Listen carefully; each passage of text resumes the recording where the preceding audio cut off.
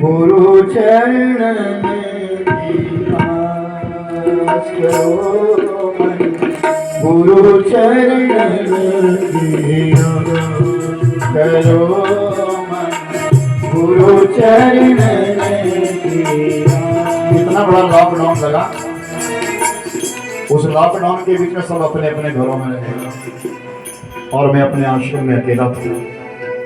कोई ना आ रहा था, ना कोई जा रहा था, ना किसी की आवाज थी, ना पशु ना पंछी। मेरे घर वाले अपने घर में थे। किसी ने ये नहीं पूछा कि आप कैसे हैं, मैंने अपने घर वालों को नहीं पूछा कि तुम कैसे। तुम्हारा जीना तुम जियो, अपना जीना हम सुनो।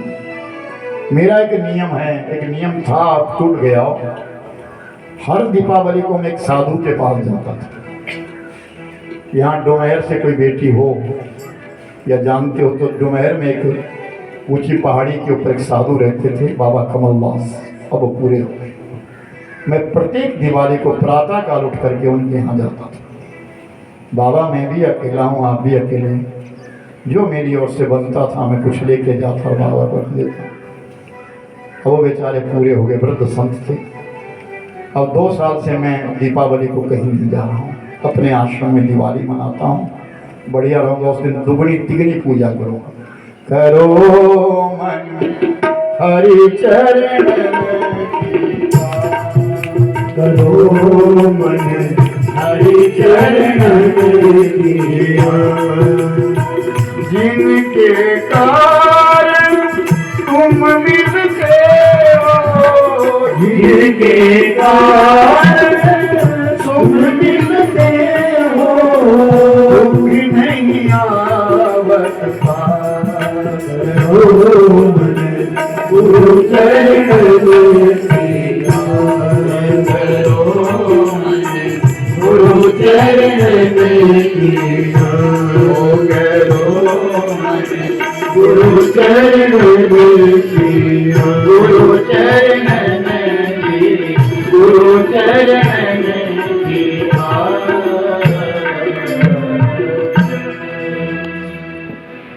इतना प्रीति करिए, करो अपने प्रेम, आप ग्रस्त हो खूब प्रेम जताओ, लेकिन इतना प्रेम मत करो कि आसक्ति मत करो कि उससे बिना में रह नहीं सकता।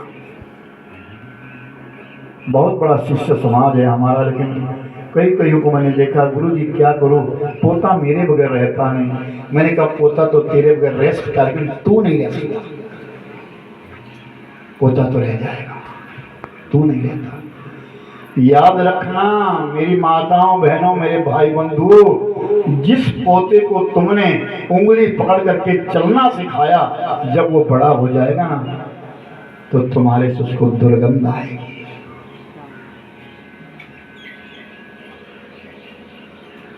मेरी बात को गांठ में बांधना, ऐसा समय आ रहा है। तुम बूढ़े दिखोगे, बूढ़े, दुर्गंध आएगी तुम्हारे से।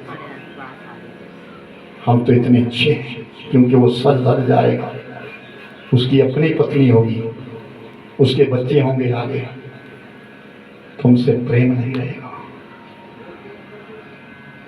ये संसार का नियम है। कोई लाखों में एक होगा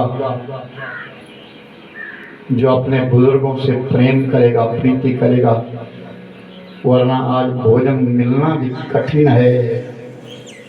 ऐसा समय आ रहा है। नई बहू को अगर कुछ बोलोगे ना तो तुमको खाना भी नहीं मिलेगा, झुकना पड़ेगा तुम्हें, झुकना पड़ेगा। समय ऐसा आ गया है। आज प्रभात की बेला थी, प्रभात का समय था और रुक्मिणी मैया बाहर देख रही है, कौन आया, कैसे आया, लेकिन कोई नहीं आया। अगर पेड़ पौधे भी थे तो बाहर देखती है, कहीं कृष्ण आए, कहीं ब्राह्मण देवता है। बैठ जाइए, बैठ जाइए, आप स्थान लेके बैठ जाइए। और जैसे भोज समाप्त हो रही के सामने से देखा ब्राह्मण देवता है, और ब्राह्मण देवता है लेकिन मस्तक के ऊपर जो है सुंदरता की लकीरें हैं, प्रसन्नता की लकीरें हैं। रुक्मणी समझ गई भगवान आ गए। ब्राह्मण देवता ने कहा बेटी निश्चित समय के ऊपर परमात्मा भेजेंगे, प्रभु आ गए। अब मन में विचार करती है मैं क्या दूं ब्राह्मण को, मेरा संदेश लेकर के गए थे और मेरा काम हो गया, मेरे प्रभु मेरे मिलने के लिए आ गए हैं, मैं क्या दूं? अगर मैं अपने पिता से मांग करके इस राज्य को भी दे दूं तो ये राज्य भी तो भगवान का दिया हुआ है, मैं क्या दूं इस ब्राह्मण को? ऐसी कौन सी वस्तु दूं? अंत में उस रुक्मणी ने विचार किया कि केवल मस्तक झुकाने के सिवा और कुछ भी देने के लिए मेरे पास नहीं है, और इससे बड़ी कोई दुनिया में कोई वस्तु नहीं है। रुक्मणी उठी और ब्राह्मण के चरणों में साष्टांग प्रणाम कर दिया। मैं आपको प्रणाम करती हूँ, आप मेरे पतिदेव मेरे भगवान को लेकर के आए। विनय, प्रार्थना, नमस्कार, इससे बड़ा दुनिया में कोई सौगात नहीं है। झुकना इंसान का काम है, अकड़ना मुर्दे की पहचान है। रात को कोई मर जाए, टेढ़ा पड़ा होगा, सुबह कोई झुकाना चाहे तो नहीं झुकेगा, लेकिन इंसान तो वही है जो झुकना सीखता है। महालक्ष्मी आज एक ब्राह्मण के चरणों में झुक गई, प्रणाम किया, आपकी कृपा से मेरे प्रभु आए हैं। और अब रनिवास से जो संदेश आया है कि श्रृंगार करो, रुक्मणी ने सुंदर श्रृंगार किया और श्रृंगार करने के पश्चात अपनी अष्ट सखियों के साथ अंबा माँ के मंदिर की ओर निकल गई। और अंबा माँ के मंदिर की पौड़ियां हैं, जिन दोनों पौड़ियों के दोनों तरफ बड़े बड़े दानव खड़े हैं, अस्त्र शस्त्र लेकर के खड़े हैं, कहीं रुक्मणी को कोई ले ना जाए, रुक्मणी कहीं भाग ना जाए। लेकिन रुक्मणी गई और अंबा माँ के मंदिर में चरणों में प्रणाम किया, माता के चरणों में नमन किया, माला गले में डाली, और जब नीचे झुकी प्रणाम करने लगी तो माला ऊपर से गिर गई और रुक्मणी के कंठ में पड़ गई। शुभ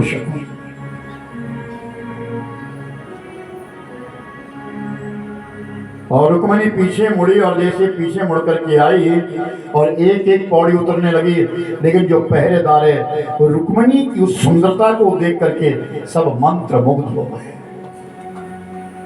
आसक्त हो गए। रुक्मणी के ऊपर ध्यान है और विचलित होने लगे हैं। इधर भगवान कृष्ण आए और कृष्ण भगवान को जब सबने देखा, श्याम वर्ण के प्रभु आए हैं, परमात्मा की उस दिव्य छवि को देख करके सब भाव मोहित हो गए। और भगवान ने अपना दाहिना हाथ बाहर निकाला, रुक्मणी ने दाहिना हाथ प्रभु के हाथ में दिया।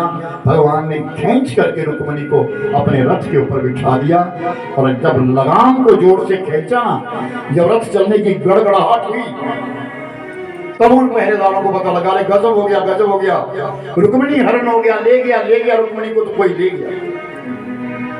तो वो भागे भागे गए और जाकर के शिशुपाल से कहा, रुक्मी से कहा। शिशुपाल ने रुक्मी को कहा, रुक्मी मैंने तुझे पहले कहा था ना कि वो कृष्ण कहीं नजदीक रहता है, वो बचपन से चोरियां करी, उसकी चोरी की आदत गई नहीं है, वो तुम्हारी बहन को चुरा करके देगी। रुक्मी ने कहा, मित्र सुन, मैं अपनी बहन को लेकर के आऊंगा, अभी लेकर के आता हूँ, और अगर ना आया, नहीं मैं लेकर आया तो मैं वापिस लौट करके कभी कुंदनपुर में नहीं आऊंगा। और रुक्मी चला गया। और रुक्मी का जाकर के रुक्मी ने जंगल में जाकर के कृष्ण भगवान को पकड़ लिया, दोनों का युद्ध होने लगा। रुक्मी का और कृष्ण का आपस में बड़ा युद्ध हो रहा है। और इधर द्वारिका नगरी में पता चला, बलराम को पता चला कि कृष्ण अकेले चले गए हैं, कुंडनपुर के बीच में कोई बात है। तो अपने यदुवंशियों की सेना को लेकर के बलराम जी कुंडनपुर में पहुंचे हैं और सब दानवों से युद्ध होने लगा, बहुतों को परास्त कर दिया। और इस तरह भगवान कृष्ण ने रुक्मी को पकड़ा जंगल के बीच में और पेड़ के साथ बांधा, और मारने जब तलवार मारने लगे ना, तो रुक्मणी ने हाथ पकड़ लिया, प्रभु इसको मत मारिए, ये मेरा भाई है, अर्थात आपका साला है। तो कहते हैं कि साला और बहनोई का बड़ा गहन संबंध है कि दुनिया की जुदाई एक तरफ और जोरू का भाई एक तरफ। साला बहुत प्यारा होता है, क्यों ऋषि? हूं करता है सीधा बोल हाँ जी। समय आने पर पता चलता है जो साथ देता है तो सहाय देता है तो गाली लेकिन प्रिय है।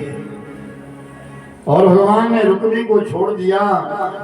वो रुक्मी लौट करके कुंडनपुर नहीं गया, उसी जंगल में एक शहर बसाया जिसका नाम भोजकट हुआ। और उस रुक्मी के जो आगे पुत्री हुई, उस पुत्री का विवाह भगवान कृष्ण के